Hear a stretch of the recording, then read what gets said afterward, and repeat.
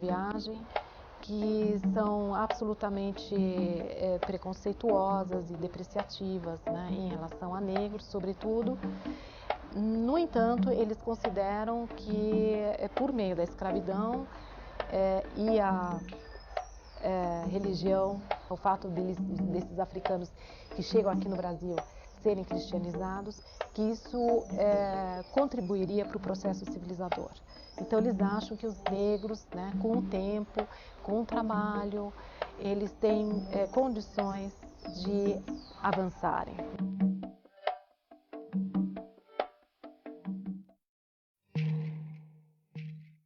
Eles consideram que os índios estão entre, né, o mundo animal e o mundo humano, né? E eles ficam um pouco em dúvida, né, da humanidade dos índios mesmo. E que eles estariam fadados, né, a decair, independente do europeu ter chegado no Brasil. Isso era algo que mais hora menos hora iria acontecer, porque eles não tinham, né, eles não eram dotados do germe da civilização. É nesses termos que eles se referem aos índios. O olhar que eles têm é um olhar que considera, né, o europeu, o branco, como civilizado, como representante da civilização. Os negros, os índios e as misturas pertenciam a uma categoria inferior.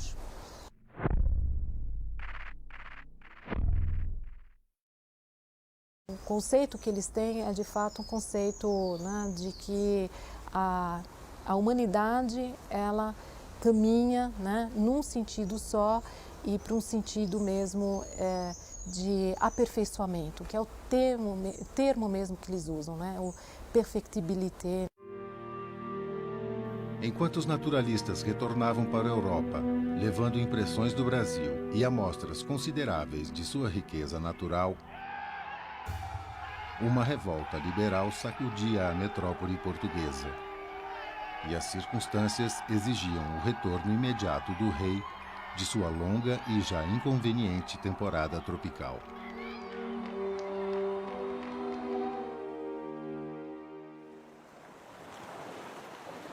Sob o risco de perder a majestade e o trono, em 1821, Dom João VI embarca no cais do Porto de volta ao velho continente, levando na bagagem uma parte generosa do tesouro da coroa, deixando para trás seu filho Pedro, nomeado príncipe regente.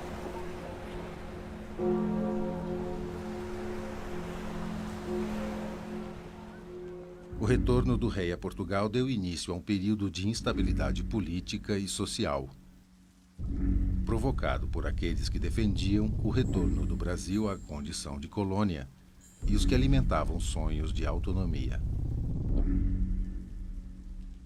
A exemplo do que vinha ocorrendo na América Espanhola, movimentos rebeldes agitavam as províncias, ameaçando a integridade política e territorial do reino lusitano.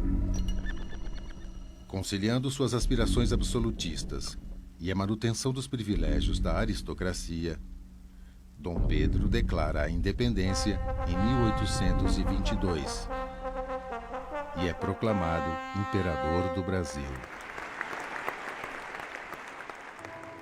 Um testemunho privilegiado desse momento conturbado de nossa história está nos diários de viagem de uma escritora britânica chamada Maria Graham, publicados na Inglaterra em 1824. Viúva de um oficial da Marinha Inglesa que falecera em missão no Chile, graças à sua origem e seus talentos pessoais, Graham foi uma das poucas mulheres a frequentar ambientes até ali restritos à presença de estrangeiros, o que a levou a conhecer de perto a sociedade da corte e a desfrutar da intimidade da família real, tornando-se confidente da imperatriz Leopoldina e preceptora de seus filhos. Esse privilégio instigou a escritora viajante a traçar um retrato peculiar de uma sociedade iletrada e pouco refinada em seus hábitos e costumes. Essa proximidade a fez construir uma visão crítica do regime e da realidade brasileira, e a tratar de questões políticas em seus relatos, revelando, por exemplo, a presença constante e a grande influência que comerciantes, oficiais e diplomatas ingleses exerciam sobre as decisões da corte na defesa de seus interesses e que foram decisivas no destino do Brasil daquele tempo.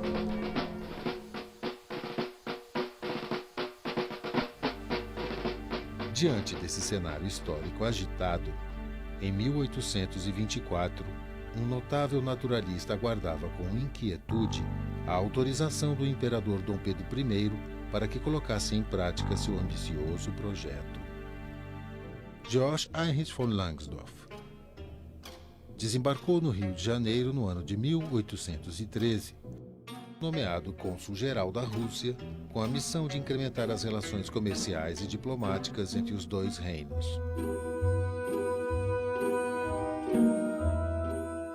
A autorização para o viajante percorrer o território brasileiro deveria ser dada primeiro pelo imperador. Se o imperador não autorizasse, as expedições não aconteceriam.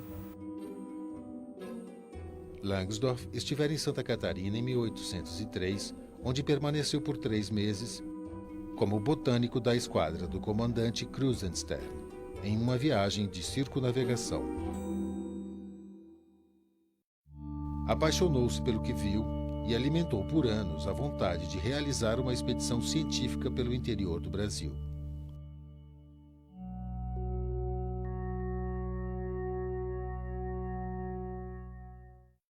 A Rússia, em 1824, assim como a Áustria, Prússia e a Inglaterra, não haviam reconhecido a independência do Brasil, não haviam reconhecido o Brasil como uma nação independente, soberana. Então, em função dessa questão diplomática e política, o Langsdorff não obteve autorização em 1824 para fazer a expedição pelo território brasileiro. Desempenhando sua missão diplomática e comercial, tentava reunir os recursos humanos e financeiros para a expedição. Nesse meio tempo, adquiriu uma fazenda nos arredores de Nova Friburgo para implantar ali um projeto agrícola inovador.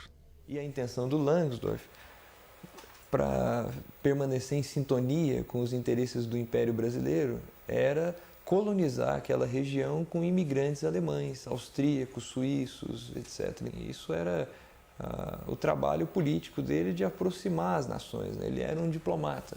Deveria funcionar também como um ponto de parada e hospedagem dos principais viajantes, cientistas, naturalistas, botânicos, etc., que vinham da Europa para fazer trabalhos no Brasil. Enquanto as circunstâncias políticas retardavam sua grande empreitada, Langsdorff explorava os arredores da fazenda Mandioca e o caminho que ligava o Rio de Janeiro a Minas Gerais, na companhia de vários naturalistas famosos que passaram pelo Brasil e do pintor alemão Johann Moritz Rugendas. Ele veio para o Brasil numa missão científica. Então, o papel dele era produzir desenhos que a serviço da ciência. Participando dos primeiros trechos da viagem de Langsdorff, Rugendas fez um registro bastante pessoal da paisagem urbana e rural dos lugares por onde passou. Mas seu trabalho científico não agradou ao chefe da expedição.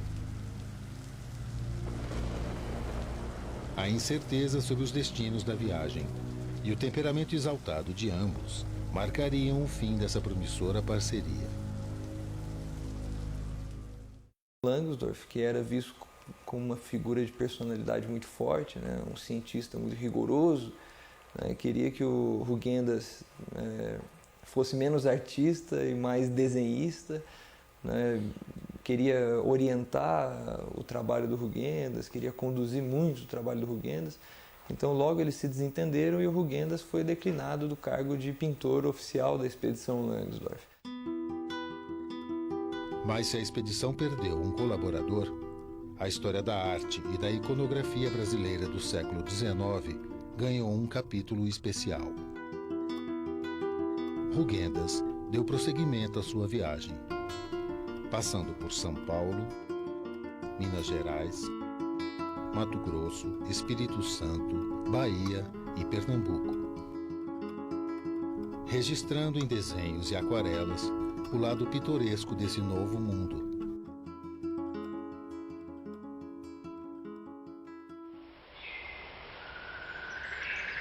Representando suas florestas,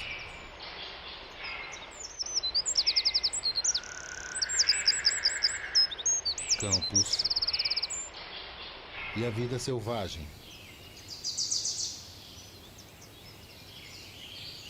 Os diferentes povos indígenas, seus hábitos e costumes.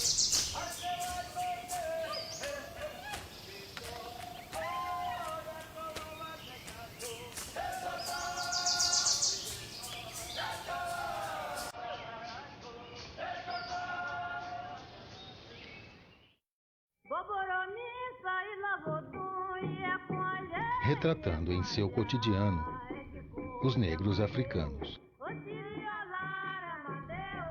que, embora submetidos à escravidão e precárias condições de subsistência, demonstravam uma grande capacidade de adaptação a novos modos de vida, interagindo nas margens dessa nova sociedade com a qual foram obrigados a conviver.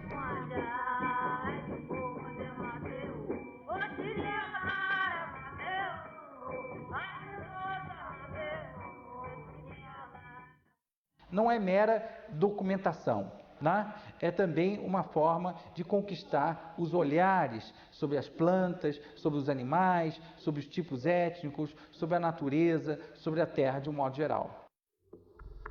Após retornar à Europa, em 1835, Rugendas publica o álbum Viagem Pitoresca através do Brasil, contendo mais de 100 litografias baseadas no material artístico produzido durante suas viagens,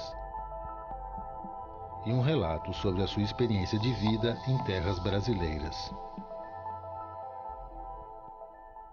O Langsdorff, na procura de um outro pintor que talvez fosse um pouco mais disciplinado, descobre no Rio de Janeiro uma figura importante da família Tonet, o filho do Nicolas Antoine Tonet, o Adrien Tonet. Ele havia feito uma viagem de circunnavegação pelo globo com o Conde de Freycinet. Recebeu então o convite do Langsdorff para ocupar o cargo de primeiro desenhista da expedição. Atendendo a um anúncio publicado por Langsdorff nos jornais, um outro personagem seria incorporado à expedição graças ao seu espírito aventureiro e múltiplos talentos. Juntou-se ao grupo o francês Hercule Florence.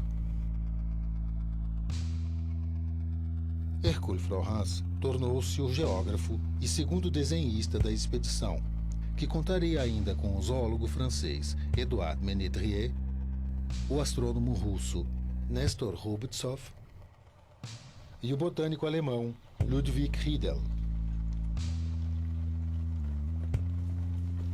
Em 1825, o grupo finalmente parte em direção à província de São Paulo.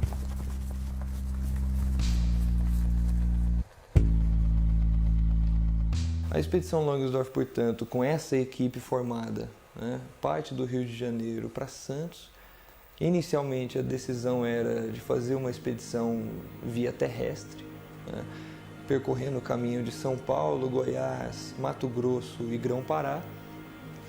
Mas chegando a Porto Feliz, o Langsdorff decide que a expedição não vai seguir o caminho terrestre, mas vai seguir a rota fluvial das antigas monções paulistas. Aquele ponto de partida era uma espécie de rota programada, dos viajantes e dos expedicionários, comerciantes que partiam para o interior do Brasil.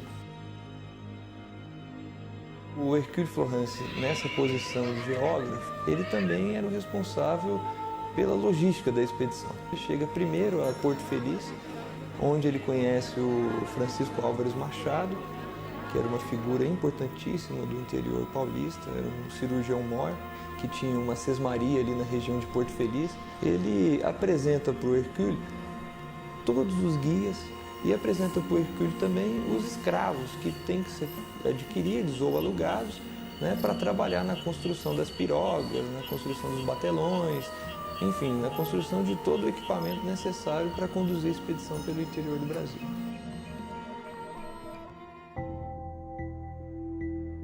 A expedição então parte de Porto Feliz em 1826 em direção a Cuiabá. Eles permanecem em Cuiabá por volta de 10 meses aproximadamente.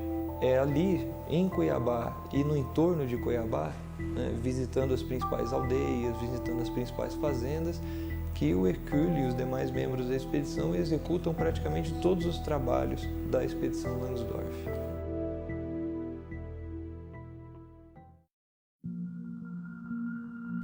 Sob o rigoroso controle de Langsdorff, os artistas da expedição tratavam de registrar para a ciência a variedade de plantas e dos animais reunidos pelos naturalistas no decorrer da viagem.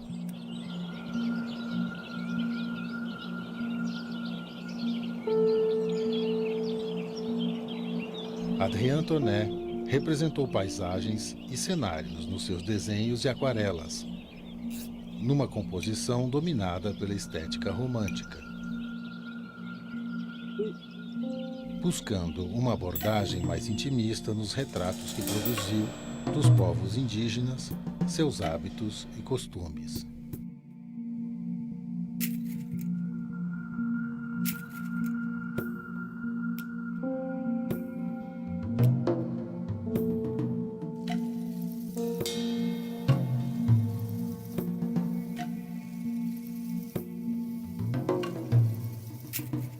Com seu traço marcado pela disciplina e o talento natural de um autodidata a serviço da ciência, Hercule Florence também registrou paisagens, a arquitetura de vilas e lugarejos,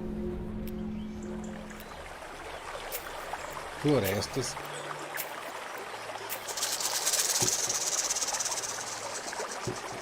e retratos bastante realistas das várias etnias que habitavam a região. Sem dúvida, os primeiros desenhos a representar tribos indígenas do Alto Xingu, como, por exemplo, os Chamacoco, que viviam praticamente isolados ainda, né, daquilo que na época era entendido como civilização. No Mato Grosso, a expedição se dividiu.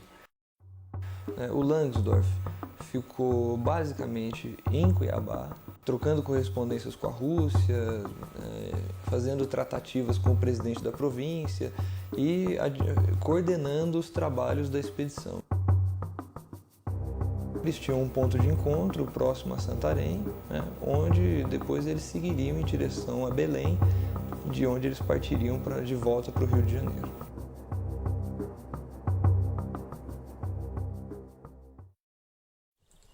Além das dificuldades naturais do caminho e das adversidades do ambiente tropical, os desentendimentos entre seus componentes e o estigma da tragédia marcariam o destino dessa tumultuada viagem. Em Mato Grosso, já rompido com a expedição, o jovem e impetuoso Adrien Tonnet, ao tentar atravessar o rio Guaporé sob forte tempestade, é levado pelas águas e morre afogado em janeiro de 1828.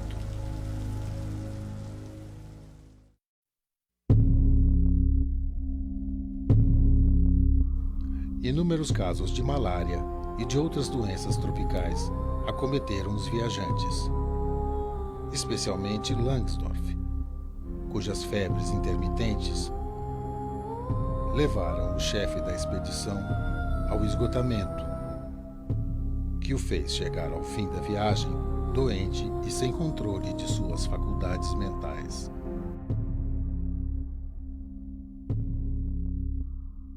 O Langsdorff sofreu com as chamadas febres intermitentes, né, o febrão, a malária, e não conseguia relatar com consciência aquilo que ele via. Então, ele encarrega o Hercule de relatar essa fase final da expedição. isso, Hercule tem um relato contínuo da expedição Langsdorff, desde a partida do Rio de Janeiro, passando pela organização da expedição em Porto Feliz e todo o trajeto, a travessia de cada cachoeira, né, as caçadas, então como os viajantes organizavam as regiões de pouso, as populações que eles encontravam no interior do Brasil, né, o acolhimento que eles recebiam ou não, os perigos que eles corriam, né, a ameaça dos mosquitos. Então você tem um relato completo, pitoresco, eu diria, né, de todos os aspectos da expedição.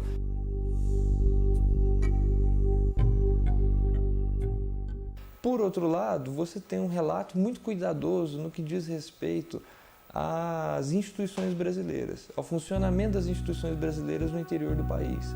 Então, por exemplo, você consegue ter clareza do funcionamento da escravidão em São Paulo, no Mato Grosso, no Grão-Pará, né? Você consegue ter clareza da autoridade e da influência que exercia um grande fazendeiro no interior do Mato Grosso, né?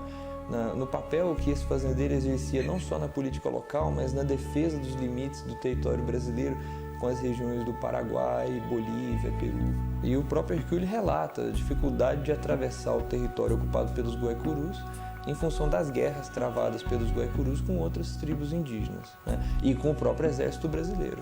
E é um relato muito especial porque é uma figura que percorreu regiões que na época eram desconhecidas pelo próprio Império. Mesmo diante dos infortúnios da sua jornada, a expedição Langsdorff ainda assim é considerada uma das mais importantes missões científicas do século XIX.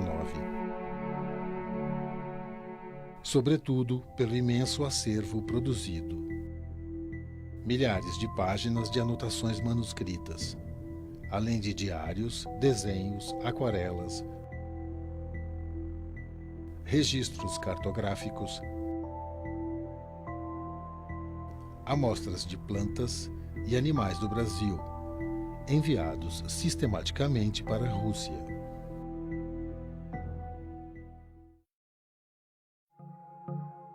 Langsdorff morreria na Alemanha no ano de 1852, sem jamais recuperar sua sanidade mental e a memória de sua grande viagem. Mas se Langsdorff esqueceu-se do Brasil, o Brasil também apagaria de sua memória a passagem do naturalista por essas terras, graças ao trágico desaparecimento de um jovem artista e pelo alegado fracasso de sua missão. Porém, uma fatalidade ainda acrescentaria mais dramaticidade ao enredo dessa expedição. Grande parte desse material foi considerado desaparecido ou extraviado por mais de 100 anos. Esses desenhos ficaram cerca de 100 anos guardados nos porões do arquivo da Academia de Ciências de São Petersburgo, né? Eles começaram a ser literalmente desenterrados ou desencaixotados, né, aproximadamente em 1929, 1930. Esses desenhos foram vistos por olhos brasileiros, né, a primeira vez em 1960, quando o padre Dom Clemente da Silva Nigra fez uma visita à Rússia e publicou na revista Cruzeiro, na época, em 1962, um longo artigo relatando o que ele havia visto na Rússia.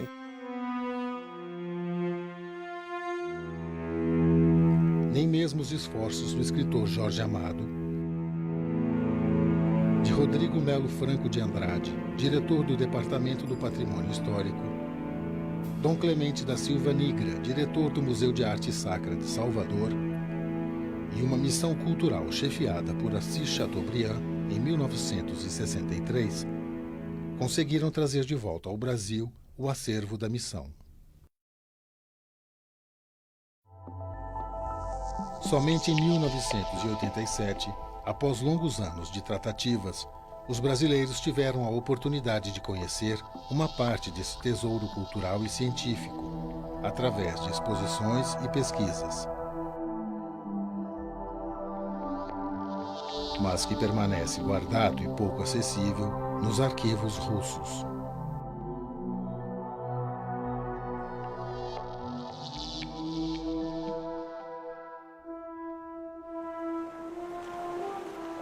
Até o final do século XIX, outros notáveis viajantes tiveram o Brasil como destino. Charles Darwin, por exemplo, esteve no Brasil por alguns meses, em 1833, como parte do itinerário de sua famosa viagem ao redor do mundo, como naturalista tripulante do navio Beagle.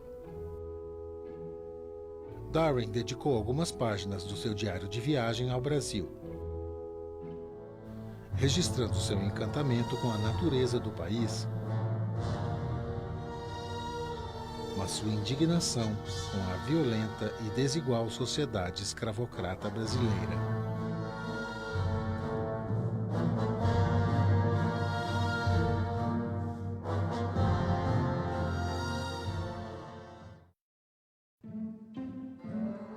Em 1865, o cientista suíço Louis Agassiz, no comando de uma expedição científica sob os auspícios do governo de uma ex-colônia, os Estados Unidos da América, realizou viagens de pesquisa pelo Rio de Janeiro, Minas Gerais, Nordeste do Brasil e Amazônia, tendo como principal objeto de estudo a mestiçagem da sociedade brasileira. Agassiz defendia a tese de que os negros eram inferiores e deveriam ser mantidos apartados da civilização, buscando reafirmar sua teoria de que a miscigenação era um fator de degeneração da humanidade.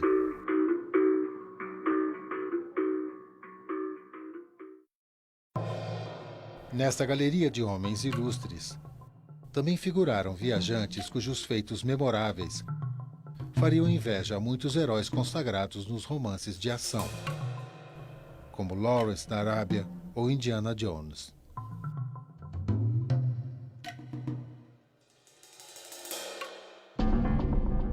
Richard Francis Burton foi uma mistura de aventureiro e erudito, que ganhou fama como explorador destemido, poeta, tradutor, escritor, místico, espadachim nas horas vagas e agente secreto do governo inglês em período integral.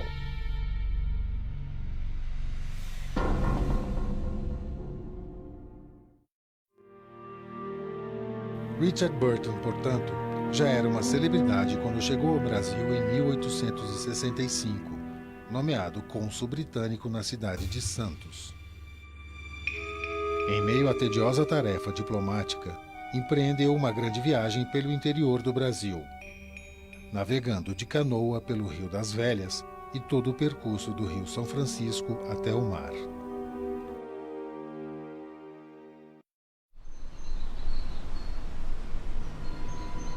Além da descrição dos lugares e tipos humanos que encontrou pelo caminho, como um fiel e dedicado súdito da coroa inglesa, acabou realizando um levantamento sistemático das reservas de ouro e diamantes das Minas Gerais.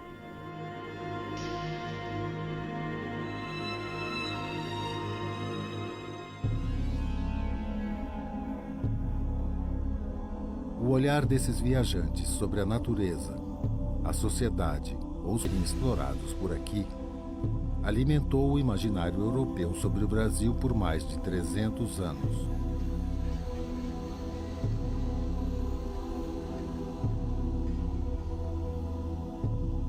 Porém, esse enorme acervo cultural e artístico só foi incorporado à nossa cultura a partir da criação do Instituto Histórico e Geográfico Brasileiro em 1838, onde passaram a se reunir as primeiras gerações da elite política e intelectual brasileiras após a independência.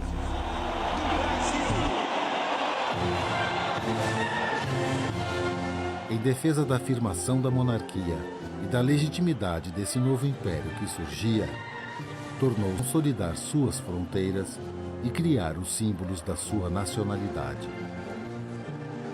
Mas além de uma língua, uma bandeira, e um hino que exaltasse as suas virtudes, foi preciso resgatar o seu passado e criar a sua história.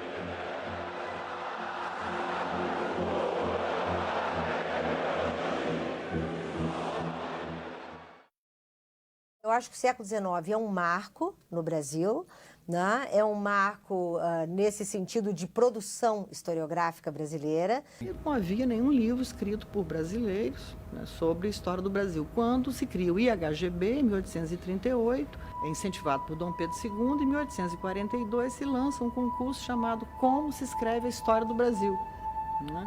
E quem vence esse concurso é o Von Márcios. Nesse texto, o Márcio justamente diz que diferencia, né, o Brasil e o que empresta especificidade ao Brasil é o fato de sermos uma sociedade miscigenada, ou mais até, né, que as três raças contribuíram para a formação da nação. E que o historiador, para entender o Brasil, tem que pesquisar e conhecer a história dessas três raças, né? Do negro, do índio, do português. A imagem desse Brasil miscigenado não seduziu a grande maioria dos sócios do Instituto, composta por uma aristocracia que se considerava herdeira da linhagem lusitana que se instalou nos trópicos. O negro era considerado não produtor de cultura, o índio como não produtor de cultura, porque quem era o detentor da civilização e da cultura? O europeu.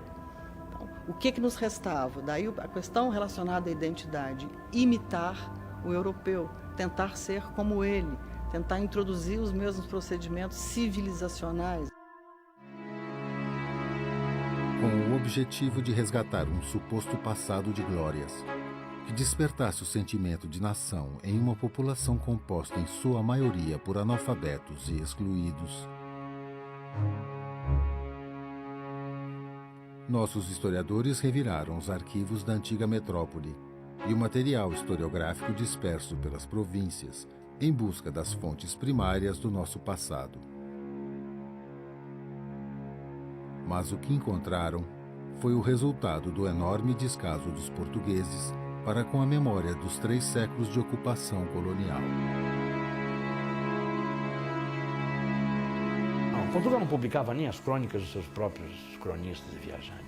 A maior parte das crônicas redigidas por portugueses, relações, relatórios, etc., foi descoberta no século XIX. Foi nessa época que se descobriu a Carta de Caminha, que se descobriram outros documentos importantes.